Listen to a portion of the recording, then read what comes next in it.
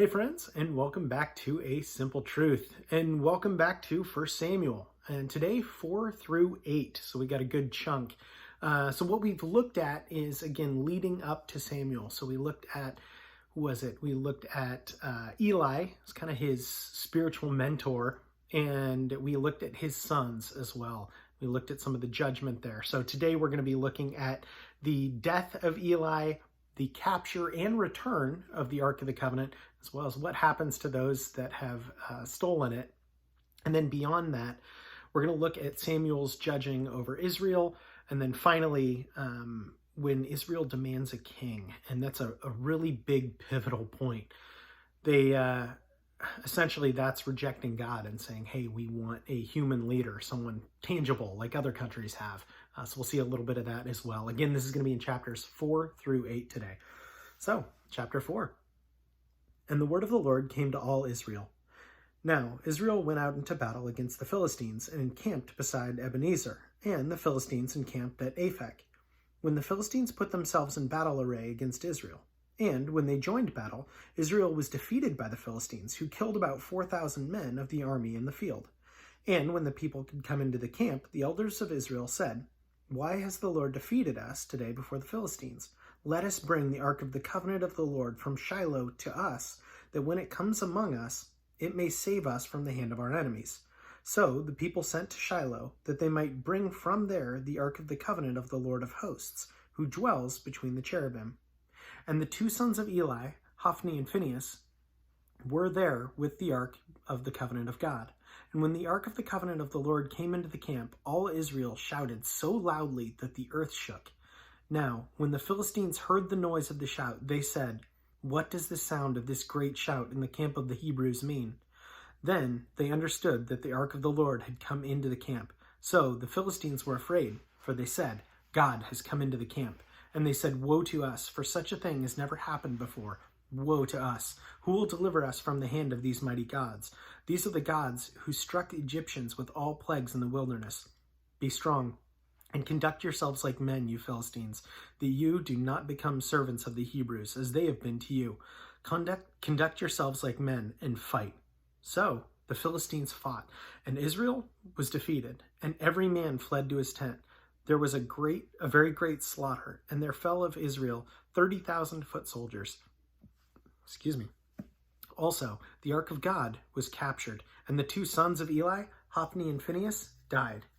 Then a man of Benjamin ran from the battle line the same day and came to Shiloh with his clothes torn and dirt on his head. Now when he came, there was Eli, sitting on a seat by the wayside, watching, for his heart trembled for the ark of God. And when the man came into the city and told it, all the city cried out. When Eli heard the noise of the outcry, he said, "What does the sound of this tumult mean?" And the men came quickly and told Eli. Eli was 98 years old, and his eyes were so dim that he could not see.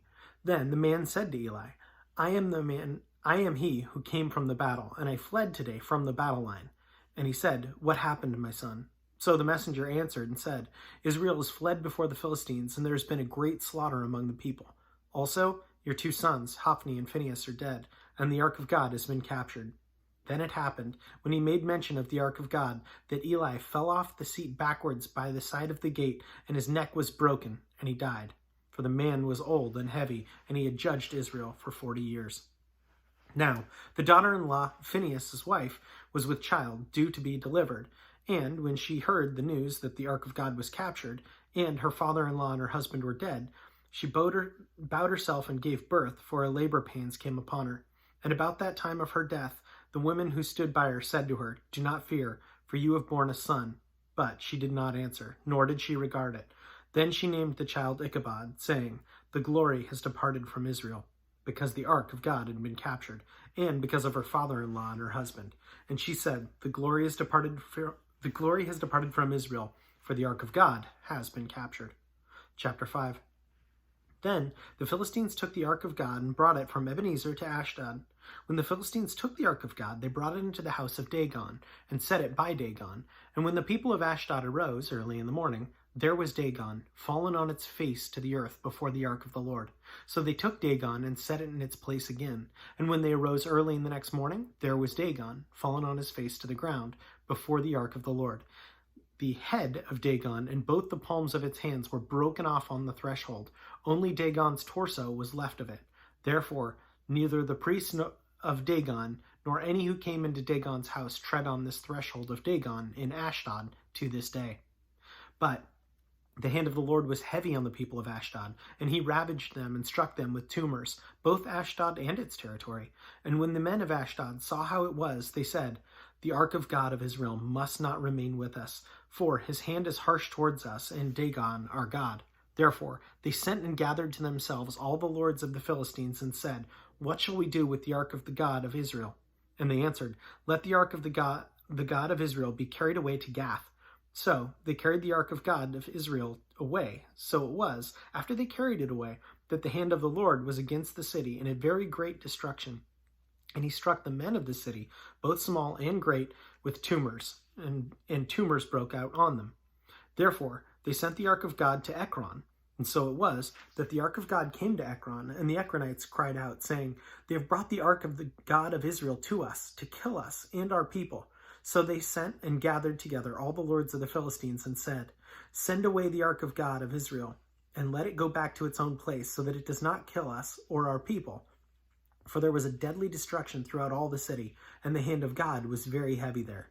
And the men who did not die were stricken with tumors, and the cry of the city went up to heaven. Chapter 6. Now the ark of the Lord was in the country of the Philistines 7 months, and the Philistines called for the priests and diviners, saying, "What shall we do with the ark of the Lord? Tell us how we should send it to its place." So they said, "If you send it away, the ark of God of Israel, do not send it empty, but by all means return it to him with a trespass offering. Then you will be healed, and it will be known to you why his hand was not removed from you." Then they said, "What is the trespass offering which we shall return to him?" They answered, 5 golden tumors and 5 golden rats, according to the number of the lords of the Philistines, for the same plague was on all of you and on your lords. Therefore you shall make images of the tumors and images of the rats that ravaged the land, and you shall give glory to the God of Israel. Perhaps he will lighten his hand from you, from your gods, and from your land. Why then do you harden your hearts as the Egyptian and Pharaoh hardened their hearts? When he did mighty things among them, did they not let the people go, that they must depart? Now therefore, make a new cart, make 2 milk cows which have never been yoked, and hitch the cows to the cart, and take their calves home away from them. Then take the ark of the Lord and set it on the cart, and put the articles of gold which you are returning to him as a trespass offering in a chest by its side. Then send it away and let it go. And watch, if it goes up the road to its own territory, to Beth Shemesh, then he has done us this great evil. But if not, then we shall know that it has not happened by his hand that struck us, it happened to us by chance. Then the men did so. So they took their 2 milk cows and hitched them to the cart and shut up their calves at home. And they set the ark of the Lord on the cart and the chest with the gold rats and the images of the tumors. Then the cows headed straight for the road to Beth Shemesh and went along the way, lowing as they went, and they did not turn aside to the right hand or to the left. And the lords of the Philistines went after them to the border of Beth Shemesh. Now the people of Beth Shemesh were reaping their wheat harvest in the valley. They lifted their eyes and saw the ark, and rejoiced to see it. Then the ark came into the field of Joshua of Beth Shemesh and stood there. A very large stone was there. So they split the wood of the cart and offered the cows as a burnt offering to the Lord. The Levites took down the ark of the Lord and the chest that was with it, and in which were the articles of gold, and put them on the large stone. Then the men of Beth Shemesh offered burnt offerings and made sacrifices the same day to the Lord. So when the 5 lords of the Philistines had seen it, they returned to Ekron the same day. These are the golden tumors which the Philistines returned as a trespass offering to the Lord. 1 for Ashdod, 1 for Gaza, 1 for Ashkelon, 1 for Gath, 1 for Ekron. The number of rats according to the number of the cities of the Philistines belonging to the 5 lords, both fortified cities and country villages, even as far as the large stone of Abel on which they set the ark of the Lord, which the stone remains to this day in the field of Joshua of Beth Shemesh. Then he struck the men of Beth Shemesh because they had looked unto the ark of the Lord. He struck 50,070 men of the people, and the people lamented because the Lord had struck the people with a great slaughter.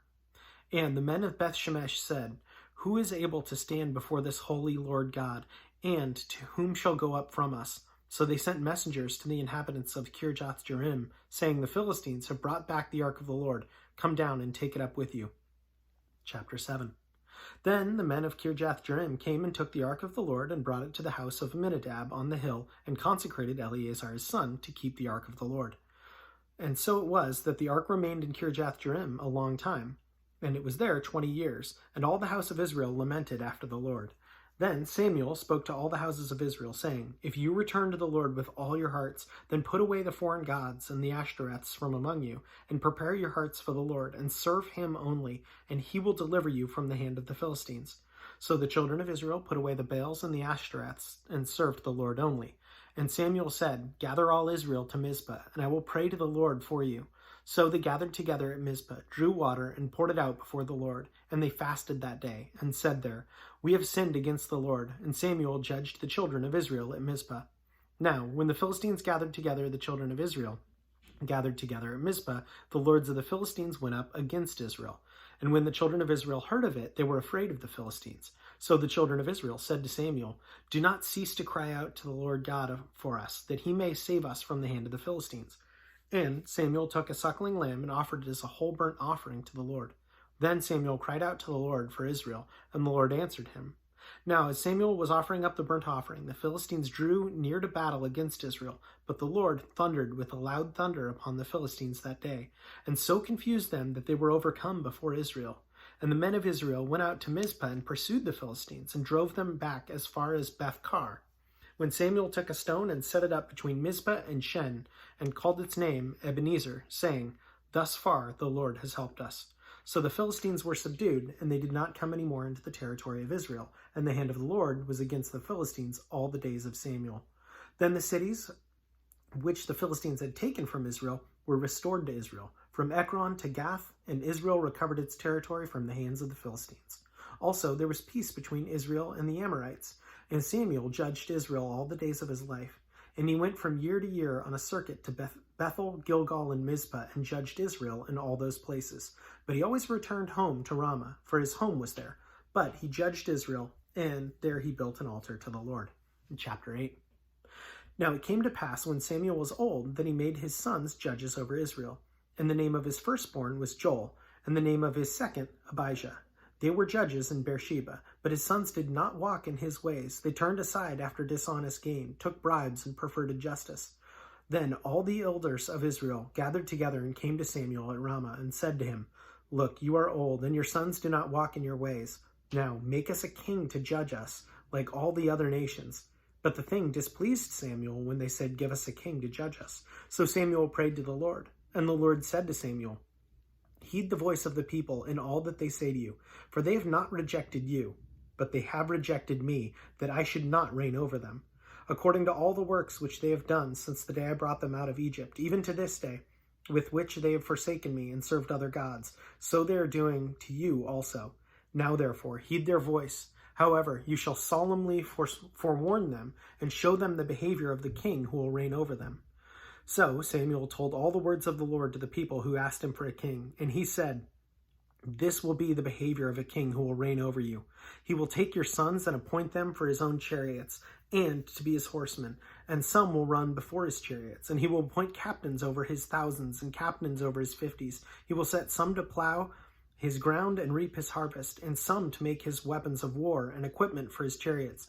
He will take your daughters to be perfumers, cooks, and bakers, and he will take the best of your fields, your vineyards, and your olive groves, and give them to his servants.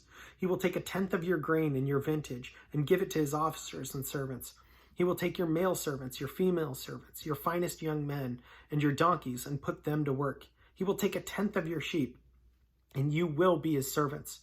And you will cry out in that day because of your king, whom you have chosen for yourselves, and the Lord will not hear you that day. Nevertheless, the people refused to obey the voice of Samuel, and they said to us, No, but we will have a king over us, that we may also be like all the other nations, and that our king may judge us and go out in battle before us and fight our battles. And Samuel heard all the words of the people, and he repeated them to the hearing of the Lord. So the Lord said to Samuel, Heed their voice and make them a king. And Samuel said to the men of Israel, Every man go to his city. So next time we will look at Saul, but that is a heck of a precedent to set out when men are asking for a king. they end up getting Saul. And if you don't know how that turns out, we will see how that continues to turn out in the next coming days. That's a really sobering thing. The men of Israel asking for a king like other nations. Should we be a people like other nations? Should we be requesting the leadership of men? And it is so easy to fall into that. And yet the Bible says there's none righteous, not one. And yet they want a man to lead them. And that's something that I always struggle with. I'm like looking for a godly man that I can look to, because it almost seems like I'm already so broken. I can follow that more easily than I could follow Jesus. And yet, why am I following an imperfect template? And that seems to be exactly what Israel is doing here. And they get exactly that. They get what they ask for. And that's terrifying. So yeah, I don't have a whole lot more to add beyond that. But again, we will continue to see how that turns out for Israel. It's not good. But anyway, and as always, thank you so much for joining, and have a great rest of your day.